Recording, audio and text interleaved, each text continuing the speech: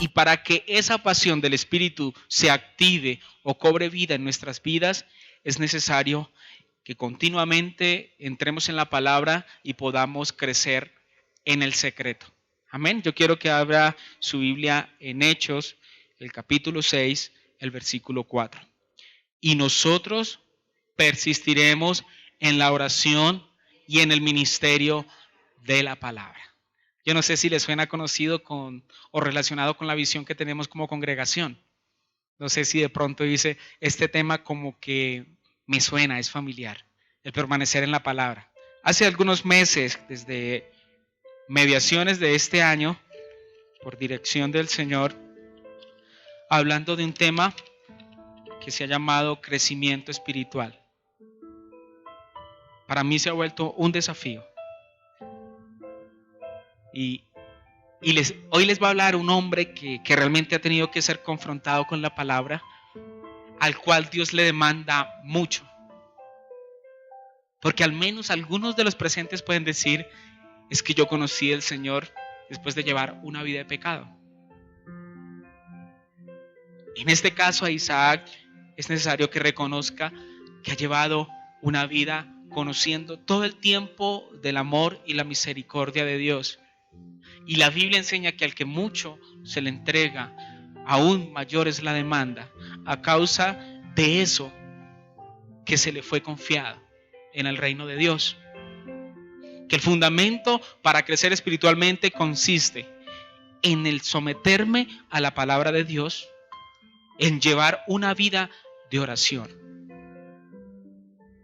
Y al tener esas dos cosas, el Espíritu de Dios hace que mi espíritu cobre vida y se manifiesta el crecimiento, que a muchos les cuesta decir y hacerlo, porque juzgamos por lo que vemos, mas no juzgamos o más no actuamos por las determinaciones de Dios. Y yo sé que muchos de los que en ese momento están viendo por la internet, de los que estamos acá, lo estamos intentando.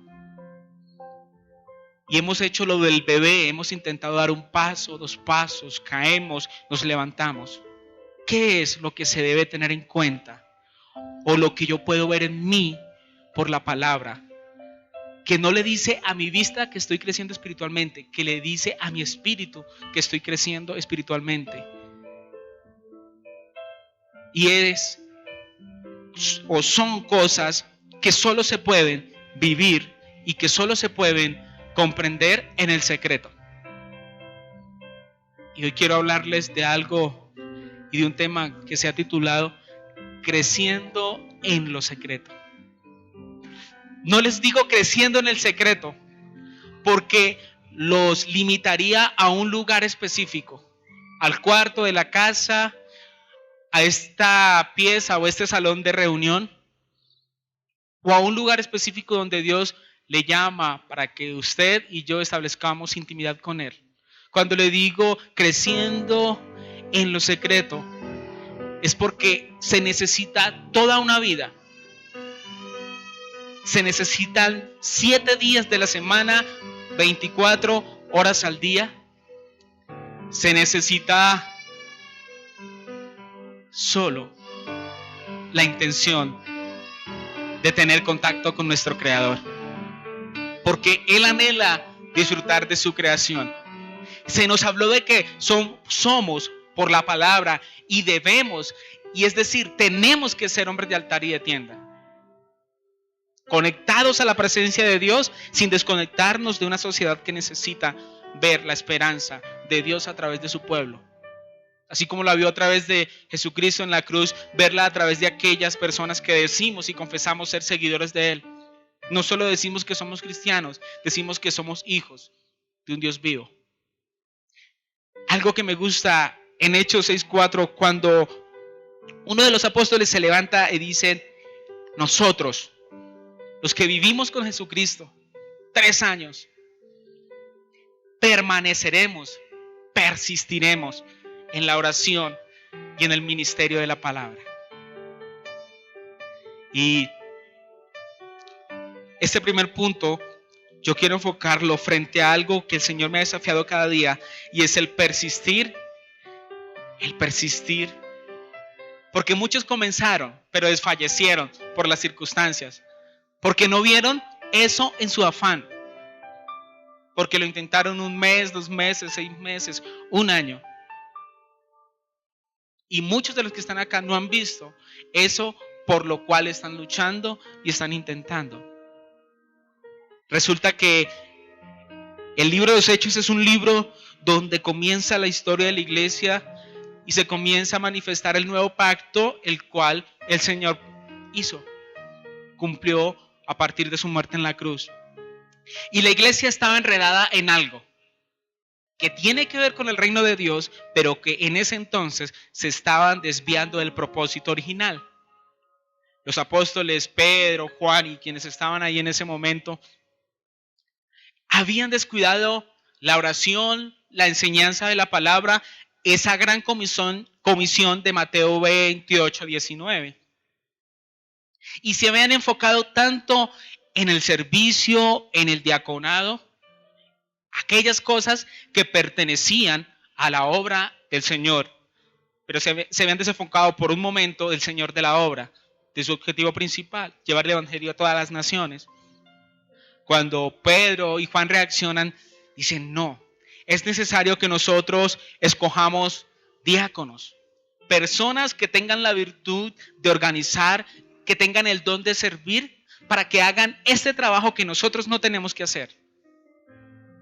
Porque nuestra encomienda es persistir en la oración y en el ministerio de la palabra. Y yo quiero enfocarme en ese momento en algo que ha marcado tanto mi ser interior, y es la palabra persistir. Y para aquellos que son buenos estudiosos, en ese momento voy a hablarles algunos significados de la palabra persistir exclusivamente para esta ocasión de Hechos 6:4. No lo compare con el persistir de otros versículos de la Biblia, porque quizás sea diferente al momento de usted investigarlo. En Hechos 6, el capítulo 4, cuando aquel apóstol se levanta y dice, y nosotros persistiremos en la oración, está hablando de que en medio de una debilidad, el persistir los hace fuertes. Que en medio de ese empezar y en medio de ese andar en una decisión y en una ordenanza de Dios, es necesario estar firmes. Y estar firme no significa que no se caiga. Estar firme también es levantarse, continuar. Si me tropecé, vuelvo y me levanto, tomo fuerzas en la palabra y vuelvo y sigo caminando. Pero cuando el apóstol habla del persistir, también está hablando de el sostenerse. Está hablando de ser fuerte, de estar firme, de sostenerse.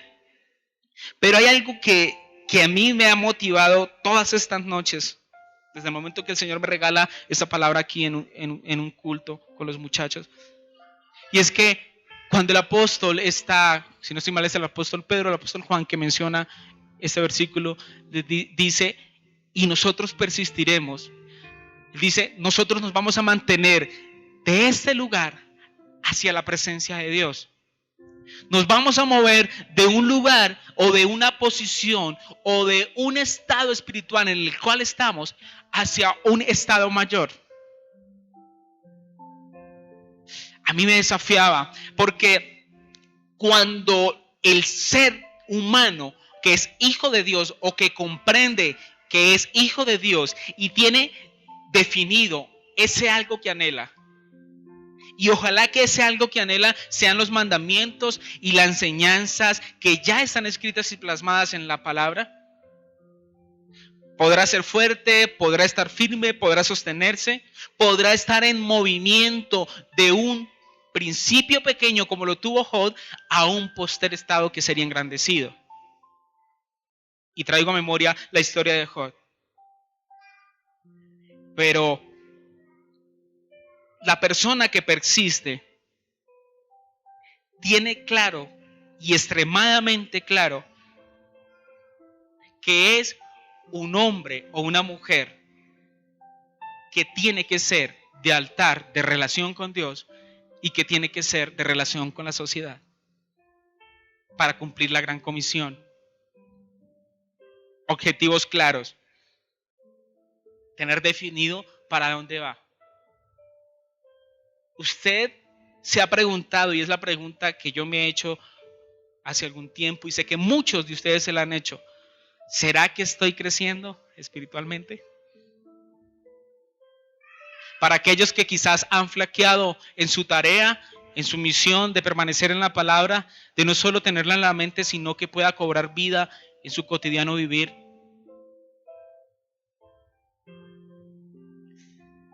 Esta palabra persistir se concluye absolutamente en una frase que dice adherirse estrechamente a Dios, a su palabra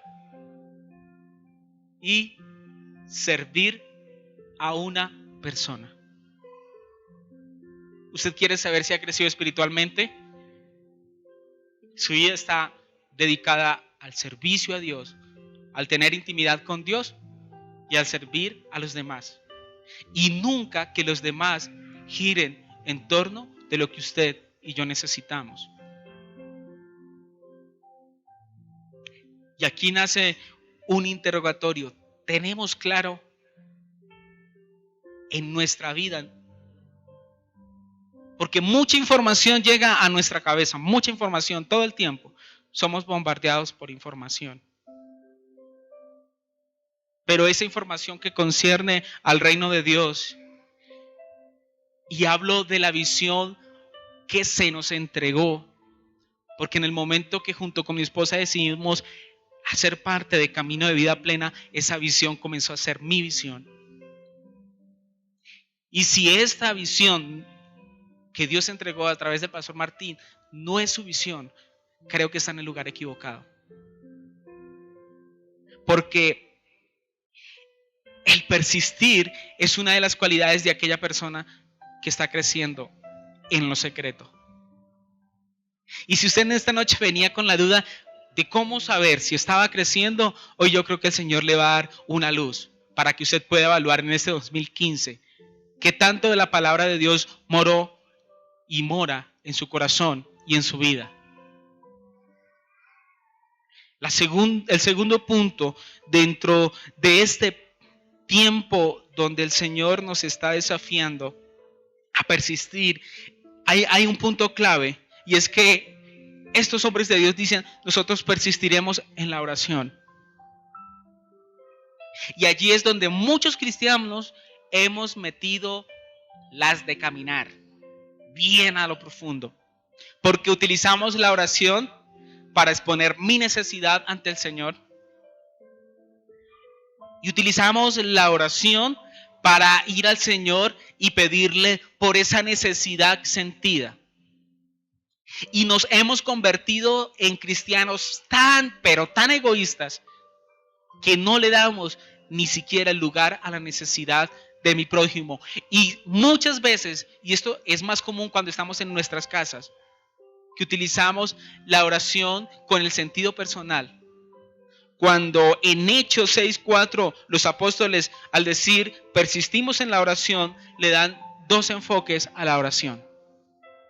El primer enfoque de esta oración de la cual ellos hablan es la oración como adoración.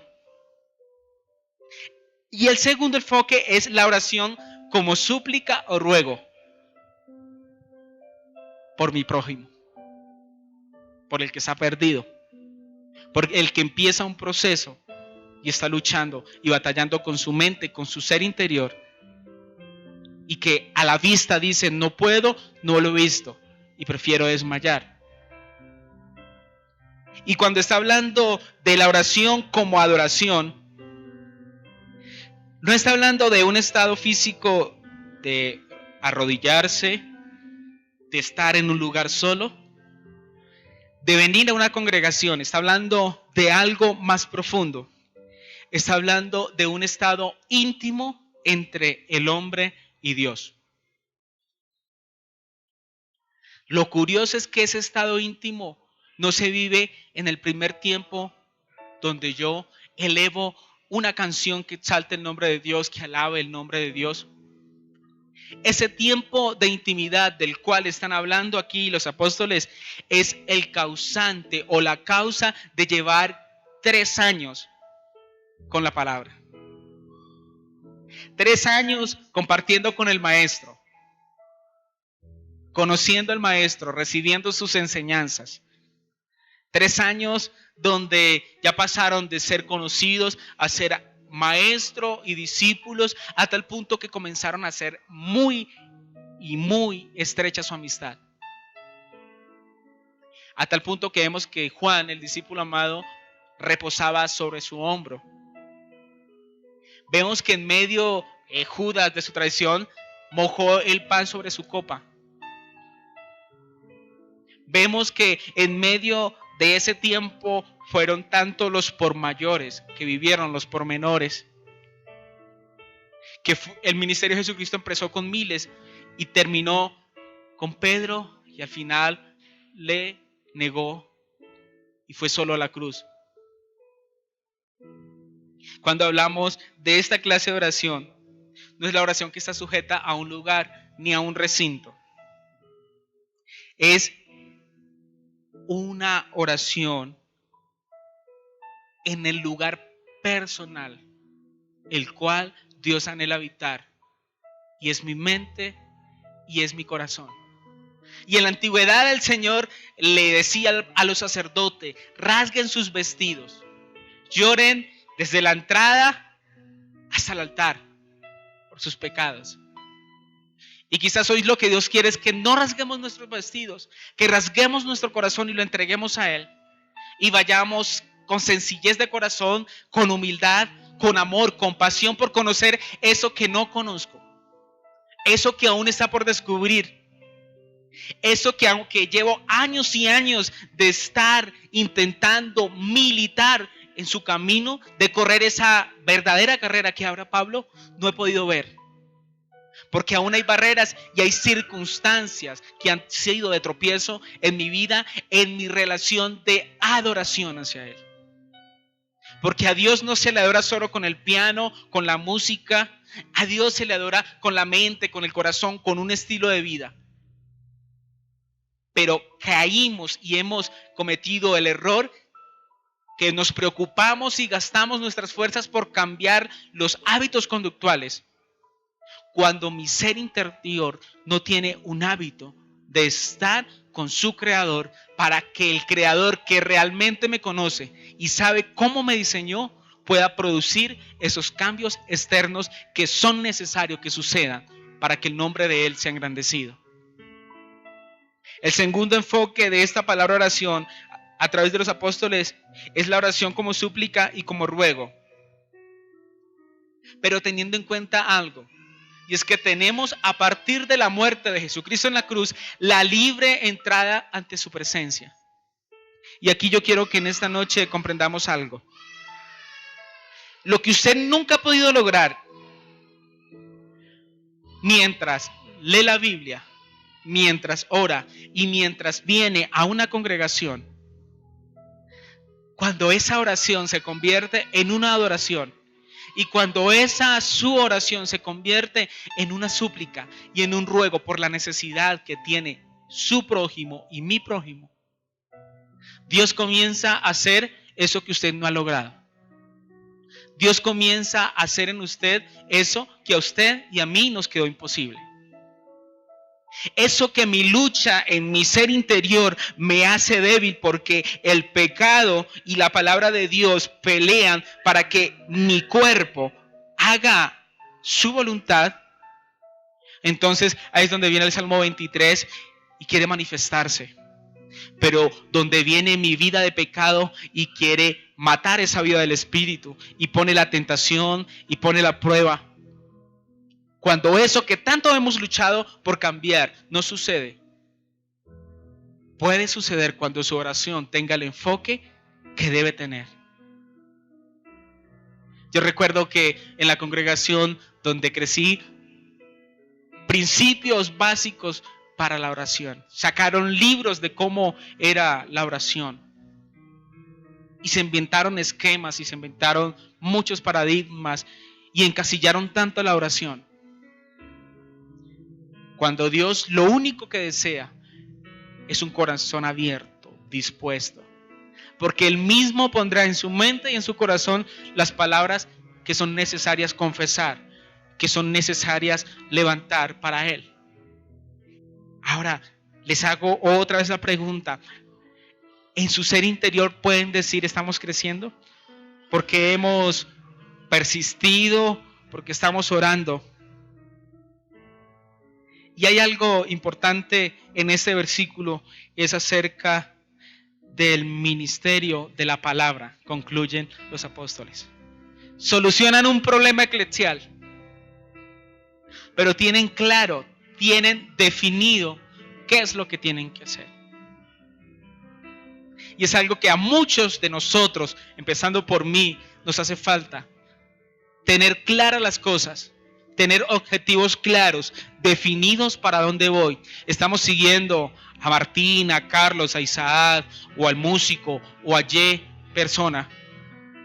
O tenemos claro que el mandato de Dios está a aquellos que son llamados ministros y aquellos que son siervos. Específicamente, lo que Él demanda es una vida de servicio.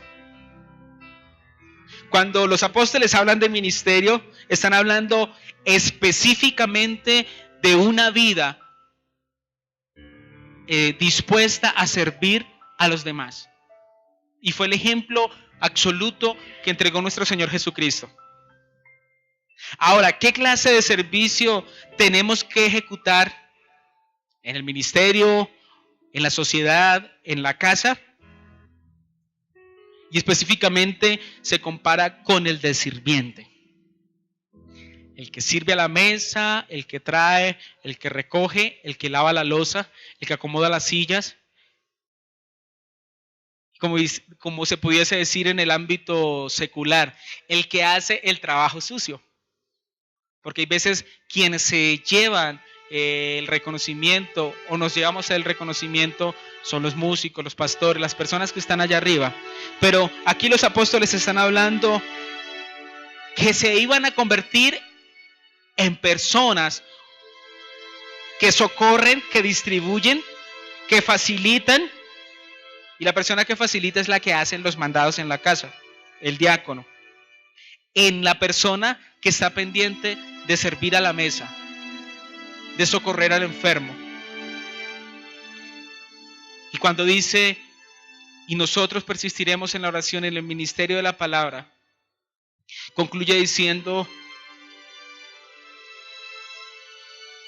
esa palabra es la expresión divina de Dios aquí en la tierra, nuestro Señor Jesucristo. Cuando los apóstoles hablan de la palabra, hablan de la expresión divina que es Cristo, la palabra viva en nuestras vidas y la doctrina del evangelio que se enseña en cada lugar. Ellos tenían claro qué tenían que enseñar: un evangelio, una enseñanza, una buena nueva de salvación de un Cristo resucitado. Nosotros somos conscientes y hemos creído fielmente que Él resucitó. Pero para que eso se manifieste en mi ser, en mi familia, es necesario que yo navegue en el río de su espíritu y por las torrentes de aguas que es la palabra. Si yo no me tomo la pela de navegar en este libro, de aprovechar algo que se me entregó gratuitamente, no estoy creciendo espiritualmente. Pero si usted dice hoy en su corazón, lo he luchado, lo he intentado, desfallecí, pero volví y me levanté. No tuve clara la visión, pero ahora por la palabra ha cobrado vida en mi vida y ha traído claridad a mi ser. Yo quiero decirle que usted está creciendo espiritualmente. Pero si no lo está haciendo, yo quiero decirle que es tiempo de levantarse y retomar. Es el permanecer, el estar firmes en una sana doctrina, en la única expresión divina de Dios aquí en la tierra, su Hijo Jesucristo. Y yo quiero hablar de una característica que es muy notoria en la persona que crece en lo secreto, y es que es una persona que construye. El que crece en lo secreto no solo persiste, no solo la lucha, no solo se da la pela por mantenerse, no solo tiene claro que su vida de obediencia a Dios consiste en el servir a quien sea, no importando si me cae bien o me cae mal, también se dará cuenta que es una persona que está siendo capacitada para construir. Y yo quiero que abra su Biblia en Segunda de Crónicas, el capítulo 7. Cuando Salomón acabó de orar, descendió fuego de los cielos y consumió el holocausto y las víctimas, y la gloria de Jehová llenó la casa. Está hablando de la construcción del templo más hermoso que ha habido en la historia de la humanidad dedicado al Señor. La obra arquitectónica es algo impresionantemente hermosa. Y dice el versículo 2, y no podían entrar los sacerdotes en la casa de Jehová, porque la gloria de Jehová había llenado la casa de Jehová. Cuando vieron todos los hijos de Israel descender el fuego y la gloria de Jehová sobre la casa, se postraron sobre sus rostros en el pavimento y adoraron y alabaron a Jehová diciendo, porque Él es bueno y su misericordia es para siempre. Entonces el rey y todo el pueblo sacrificaron víctimas delante de Jehová, y ofreció el rey Salomón en sacrificio 22,000 bueyes y 120,000 ovejas, y así dedicaron la casa de Dios, el rey y todo el pueblo. Y los sacerdotes desempeñaban su ministerio, su servicio, también los levitas, con los instrumentos de música de Jehová, los cuales había hecho el rey David para alabar a Jehová, porque su misericordia es para siempre. Cuando David alababa por medio de ellos, asimismo los sacerdotes tocaban trompetas delante de ellos, y todo Israel estaba en pie. También Salomón consagró la parte central del atrio que estaba delante de la casa de Jehová, por cuanto había ofrecido allí holocaustos y la grosura de las ofrendas de paz. Porque en el altar de bronce que Salomón había hecho no podían caber los holocaustos, las ofrendas y las grosuras. Entonces hizo Salomón fiesta 7 días, y con él todo Israel, una gran congregación desde la entrada de Amad hasta el arroyo de Egipto. Al 8º día hicieron solamente asamblea, porque habían hecho la dedicación del altar en 7 días y habían celebrado la fiesta solemne por 7 días. Y a los 23 días del mes séptimo envió al pueblo a sus hogares, alegres y gozosos de corazón por los beneficios que Jehová había hecho a David y a Salomón y a su pueblo.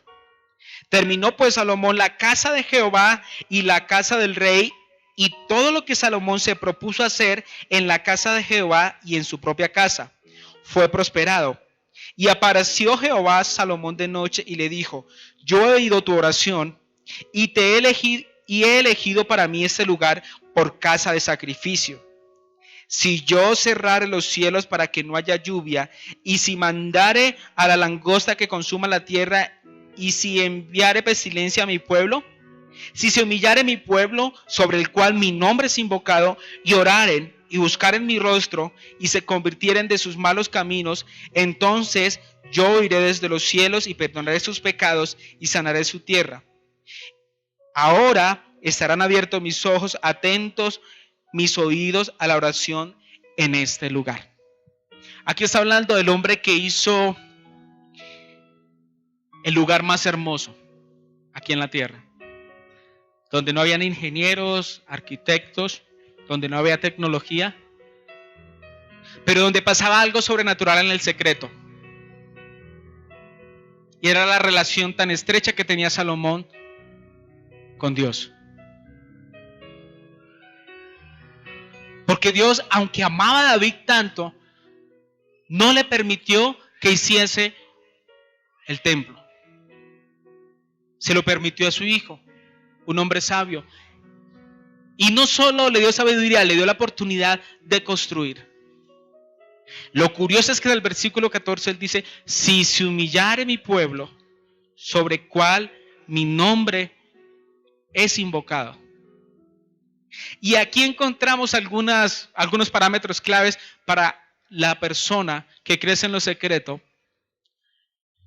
y entiende que puede construir tanto sin que muchos le vean, sin figurar mucho en un lugar. Y la primera actitud, y la que más entra al Señor al momento de hacer ese pacto con Salomón, es el humillarse. Y esa palabra humillar tiene algunos significados en este versículo. Dice doblar rodilla. Pero también habla de que humillarse es desterrar. Y cuando habla de hablar rodilla, es ante la presencia de un ser majestuoso. Y nosotros tenemos que tener claro realmente ante quién se dobla nuestro ser. Ante la voluntad de mi espíritu, que es obedecer la palabra, o ante el deseo de mi carne, que es practicar todo lo que desagrada y va en contra de la voluntad de Dios. Cuando habla de desterrar, es la necesidad que nosotros echemos hacia afuera, y como dice la palabra, hacia lo profundo de la mar, aquellas cosas vanas que nos enceguecen y aparentemente buenas, y que consisten a la figura de una congregación, que muchas veces no están dentro del propósito de Dios para la vida de crecimiento espiritual del hombre. Otra de las características de la persona que se humilla es que se abate. Y no tiene nada que ver con darse golpes de pecho. Es con un corazón sensible, que siente el dolor por su espíritu, no solo por sus emociones, de lo que sucede en su alrededor. Es una persona que se quebranta, pero es una persona que se somete. Inclusive es una persona que se deja dominar. Y aquí Dios le dice a Salomón: si se humillare mi pueblo, sobre el cual mi nombre es invocado. Lo curioso es que cuando se habla acá de pueblo, da énfasis a tres cosas. Al pueblo del común y el corriente, integrado por familias, padres, hijos, niños, adultos, ancianos.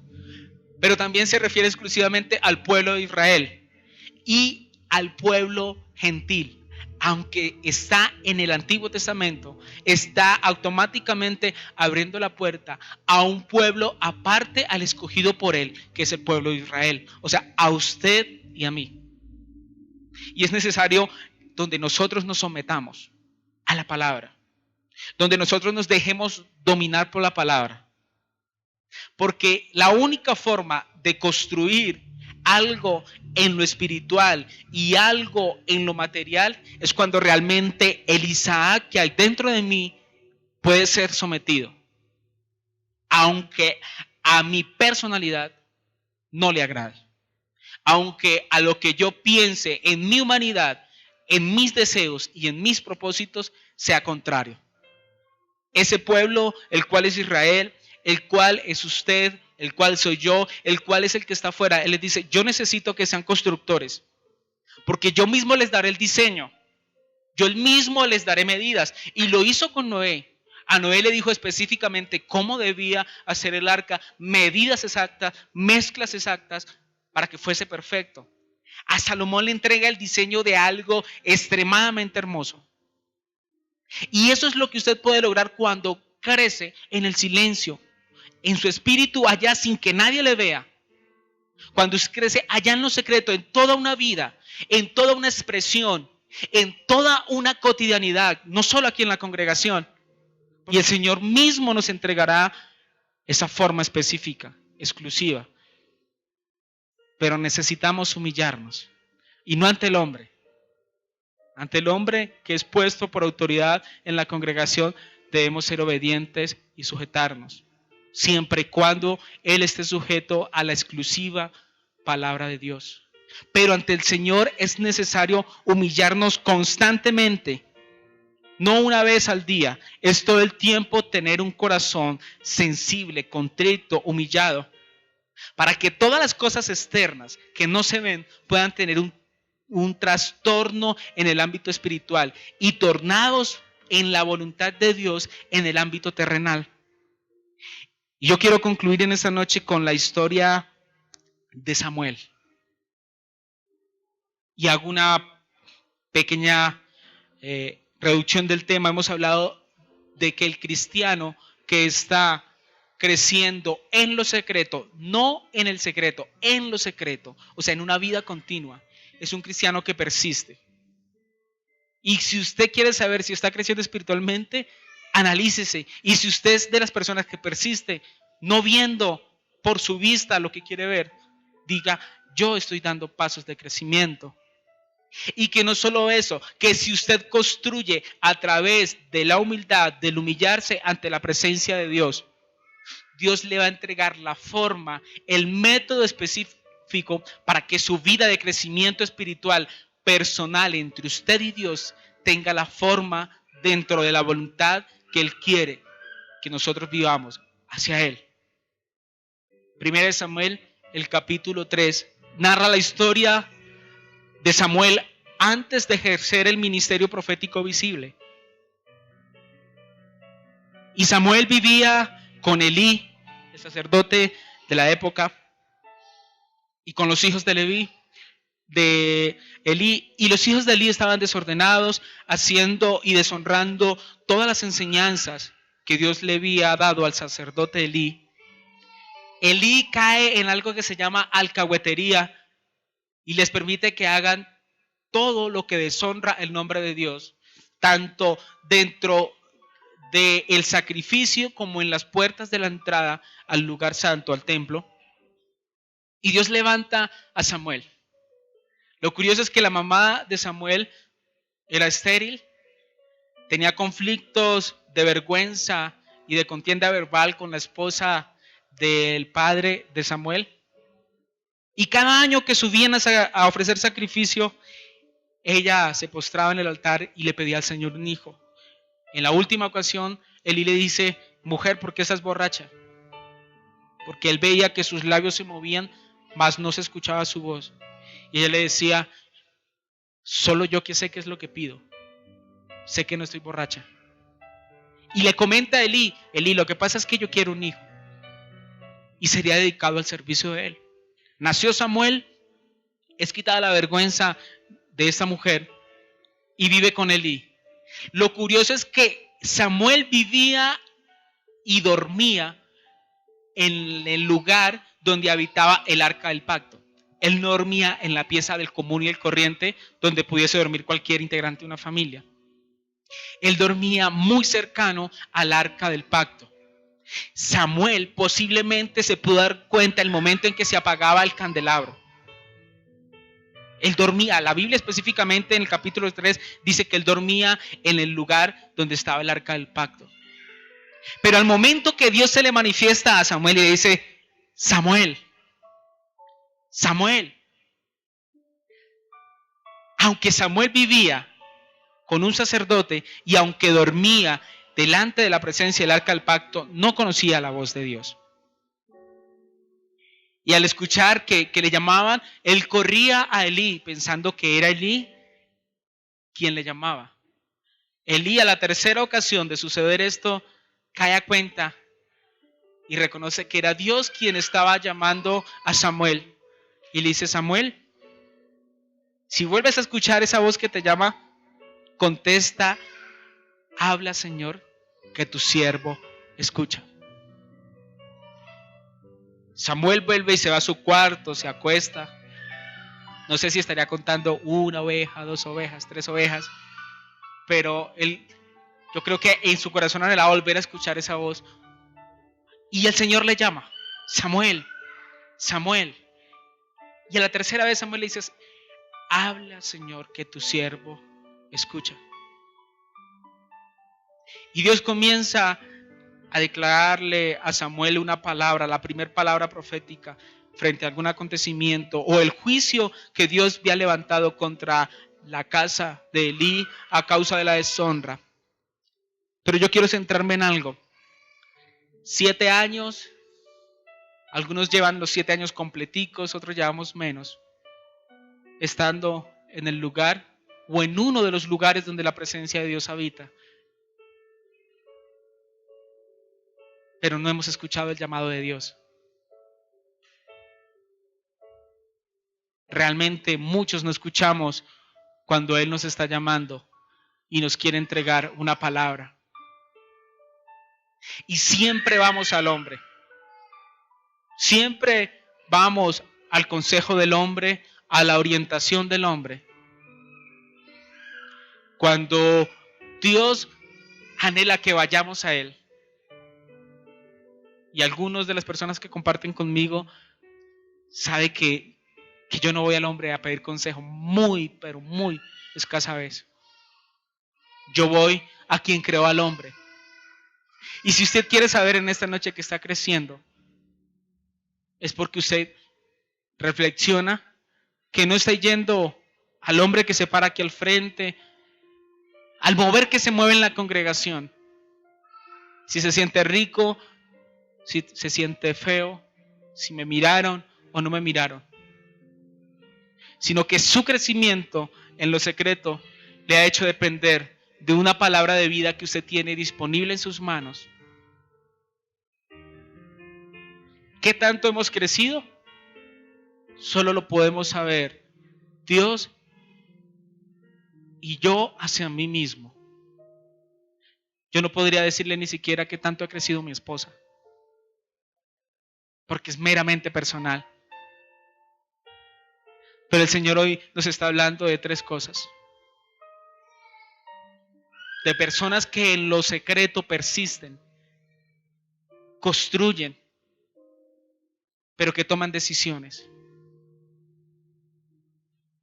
No solo se dan la pela de lucharla, sino que se esfuerzan y quieren ver ese sueño de Dios en su vida.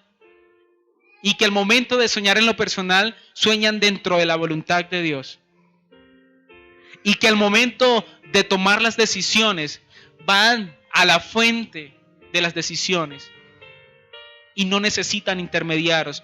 No dependen de la razón, de lo que piensa un hombre dentro del común y del corriente. Solo tienen claro que mientras persisten, que mientras ese persistir sucede, van construyendo una vida que afecta en lo espiritual a lo material, que afecta en la casa a esposos, a hijos, a esposas, que en lo laboral afectan a jefes, afectan a compañeros de trabajo, que a lo lejos de esa sociedad hay alguien que aspira y desea que nuestras decisiones, que nuestro andar sea conforme al corazón de Dios. Y es tiempo de volvernos al ser cristianos de altar y de tienda, no cristianos de congregación, de religión. ¿De qué me sirve una estabilidad financiera cuando en mi espíritu estoy lejos de lo que Dios quiere hacer que trascienda en mi vida? ¿De qué le sirve el proceso que ha venido viviendo si realmente no hemos tomado decisiones correctas? ¿De qué sirve la aceptación de una congregación? Y aquí es donde fui confrontado yo. ¿De qué me sirve la aceptación de un ministro, de una congregación?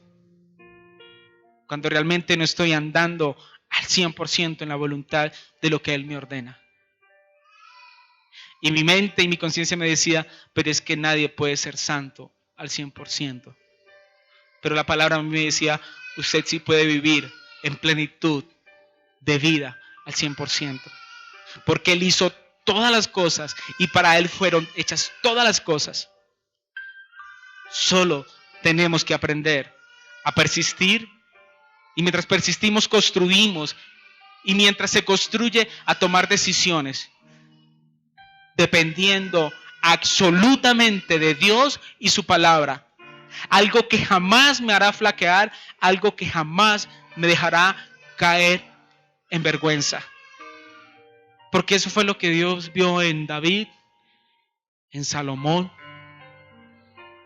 Eso fue lo que Dios vio en la mujer del Cana cuando le pide un hijo varón.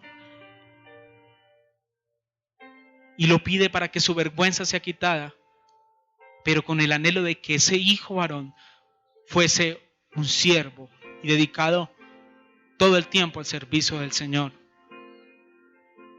Porque es necesario que en medio de nuestra fortaleza, para aquellos que son fuertes, persistan, construyan y tomen decisiones sabias dependientes de ti. Pero nosotros, los que luchamos en medio de nuestra debilidad por gozarnos en tu presencia, que por tu mano, que por tu amor, que por tu misericordia podamos persistir para que tú, a través de lo que has hecho en nosotros, por tu palabra, construyas esa edificación que tú quieres hacer en nuestras vidas. Y que nuestras vidas, en tu palabra, podamos tomar decisiones firmes, serias, radicales, determinantes. Que tú, que empezaste la buena obra, la perfecciones solo por tu palabra, no por pensamientos de hombre, no por actitudes del hombre, ni estrategias que se nos puedan venir a la cabeza. Gracias porque en lo secreto estamos creciendo. Gracias porque queremos y podemos intimar contigo de una forma libre y espontánea, Señor. Padre, que tu palabra redarguya todo mi ser, junto con esta congregación, Señor.